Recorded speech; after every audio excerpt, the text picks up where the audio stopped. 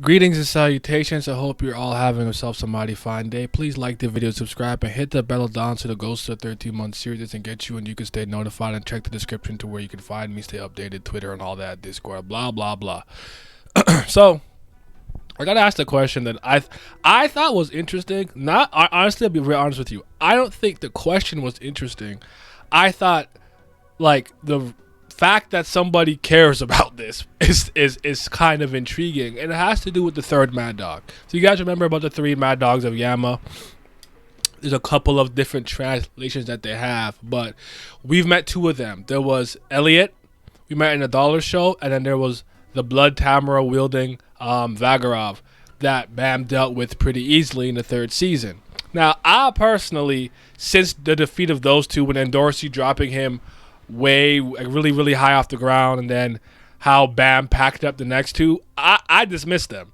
And now that we're in the realm of dealing with rankers, advanced rankers, and high rankers and stuff, I do not think they're important, personally speaking. But I thought that the question being asked was intriguing in its own right, so I'll talk about it.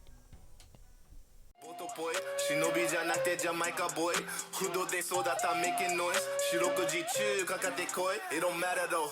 Young nigga from Canada, brought from that bullshit and go like a matador.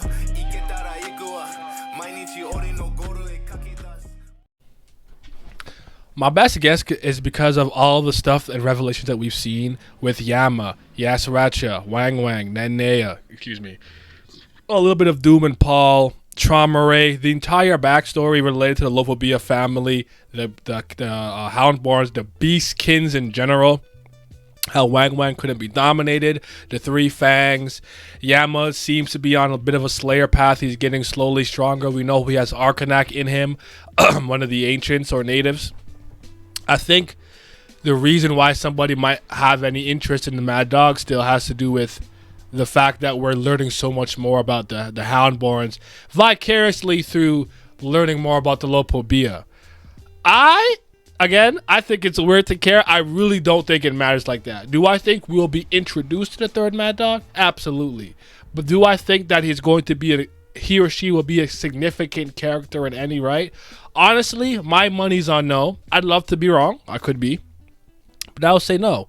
Now, we know that Vagarov was going through some type of transformation after the fight with Bam, and then we had that weird saying with Yama talking about storing his anger and releasing the power. So it's possible that maybe Vagarov and the other Mad Dog, they go through this transformation, through this little metamorphosis, and they become a lot stronger. But I don't see him keeping pace with Bam's group, the things that they're doing. And I think that we're going to be seeing a lot more rankers, high rankers, and advanced rankers, or upper rankers, depending on what translation you use, more so than we're going to really be seeing a bunch of regulars running around and doing things. So if you want my personal opinion on it, no, I don't really think they matter in any capacity anymore. But again, I would love to be wrong about that. What I will say is that the kind of procedures that are done in the tower that have to do with like blood and blood transfusions, I do think that will be significant. We know about the power of blood, or sorry, did I say that right? I think power of blood with the Jihad Princess procedure, and we know that the Mad Dog is not the exact same thing, but there's something similar going on. And Yama has spoken about specifically injecting his blood personally to other people.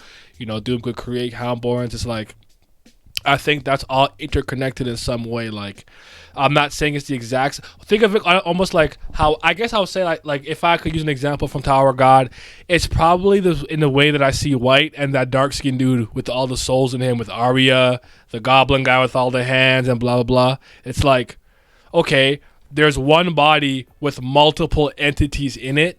I don't know if it's a spell. There's overlap and commonality here. There's similarity, but I don't think they're the exact same thing. So that, I would argue, would be the most important things, in my opinion, that's related to the Mad Dogs. It's how they're actually created, because I do think it's like a subset, weird deviation of the Jihad Princess system. Could be totally wrong. My personal headcanon and theory, but again, I still appreciate the question. Yeah, I don't think it matters. What do you guys think, though? Do you guys think that the third Mad Dog is going to be someone significant, someone that matters? You think maybe there'll be somebody who's completed the climb, could be a ranker? Do you think they're going to be a regular? What do you think? Just spitballing here. I know it's not that important in the grand scheme of things, but again, I thought the fact that somebody even cared about this to be intriguing in its own right. But you guys have yourself some mighty fine day. I'm gonna be out. You already know I gotta show love to the Patreon gang. Yes, sir. Shout out to the certified BAM lovers, my CBLs. Big love to the Priest of Fire. I greatly appreciate you guys' support, but especially shout out to my fifth Zen God. Shout out to Simi, Scobe, Revenant, Miles, Lucky Roo, Lazy Dragon, Chris, Johnny Rogers, Irene Sharda, Triss, David Langstaff, Childish Nujabes, Alan, AJ, Abdel, and 5:28 a.m. Your support is greatly appreciated, and thank you.